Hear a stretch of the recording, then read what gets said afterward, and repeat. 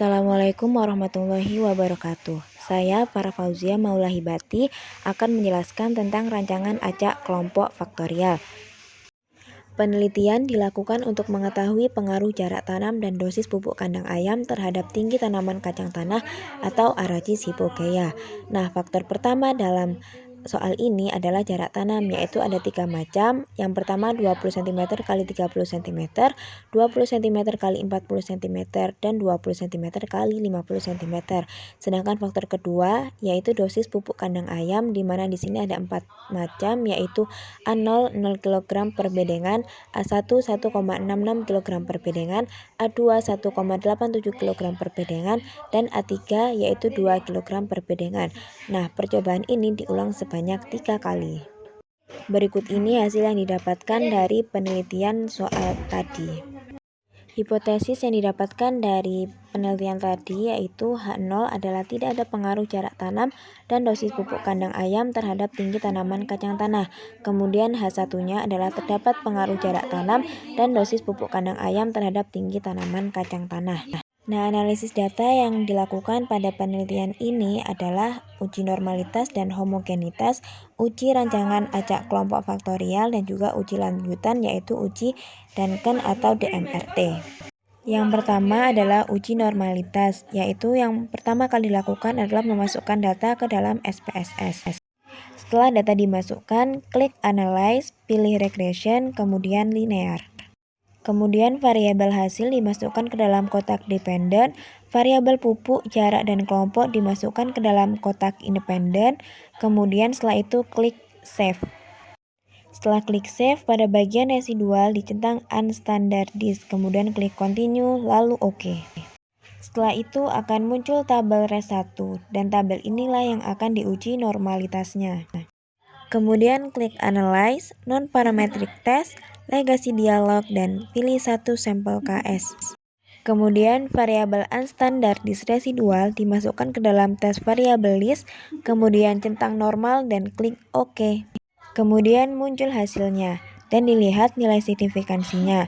Pada penelitian ini didapatkan nilai signifikansi 0,062, di mana lebih besar daripada 0,05, sehingga dapat disimpulkan bahwa data berdistribusi normal. Langkah selanjutnya adalah uji homogenitas. Caranya yaitu klik Analyze, kemudian pilih Compare Means dan One Way ANOVA. Kemudian variabel hasil dimasukkan ke dalam dependent list, kemudian variabel kelompok dimasukkan ke dalam faktor, kemudian klik Option. Kemudian centang Homogeneity of Variance Test, lalu klik Continue dan OK. Kemudian akan muncul hasilnya dan dilihat nilai signifikansinya. Pada penelitian ini didapatkan nilai signifikansi 0,231, di mana lebih besar daripada 0,05, sehingga dapat disimpulkan bahwa data bersifat homogen. Nah, setelah diketahui bahwa datanya normal dan bersifat homogen, maka bisa dilanjutkan ke dalam uji rancangan acak kelompok faktorial. Selanjutnya adalah rancangan acak faktorial. Caranya adalah dengan klik Analyze, kemudian pilih General Linear Model, kemudian pilih Univariate. Kemudian variabel nilai diletakkan pada kotak dependent variable, kemudian variabel jarak dan pupuk diletakkan dalam kotak fixed factor, kemudian variabel kelompok dimasukkan ke dalam random factor, kemudian pilih model.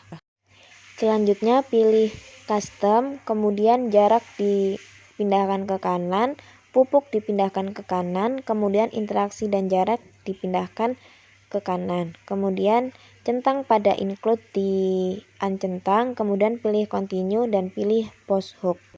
Kemudian pupuk dipindahkan ke kanan, jarak dipindahkan ke kanan, kemudian centang dan can. Klik continue dan klik OK. Setelah itu akan muncul hasilnya dan dilihat nilai signifikannya. Pada penelitian ini didapatkan pada perlakuan pupuk memiliki nilai signifikansi 0,000 dan itu lebih kecil daripada 0,05, sehingga H0 ditolak dan H1 diterima. Dan dapat disimpulkan bahwa terdapat pengaruh antara pemberian pupuk terhadap tinggi tanaman kacang tanah. Kemudian pada perlakuan jarak memiliki nilai signifikansi 0,579, di mana lebih besar daripada 0,05, maka H0 diterima, sehingga perlakuan jarak tidak memberikan pengaruh terhadap tinggi tanaman kacang tanah. Selanjutnya, pada interaksi pupuk dan jarak memiliki nilai signifikansi 0,907, di mana lebih besar daripada 0,05, maka H0 diterima. Sehingga tidak ada pengaruh antara interaksi jarak dan pupuk terhadap tinggi tanaman kacang tanah. Selanjutnya, dilakukan uji lanjut Duncan atau DMRT untuk mengetahui perlakuan pupuk yang manakah yang memberikan hasil yang maksimal. Caranya adalah dengan klik Analyze, kemudian Compare Means, dan One Way ANOVA. Kemudian variabel nilai dimasukkan ke dalam dependent list, variabel interaksi dimasukkan ke dalam faktor, dan kemudian pilih post hoc. Kemudian centang Duncan dan kemudian continue.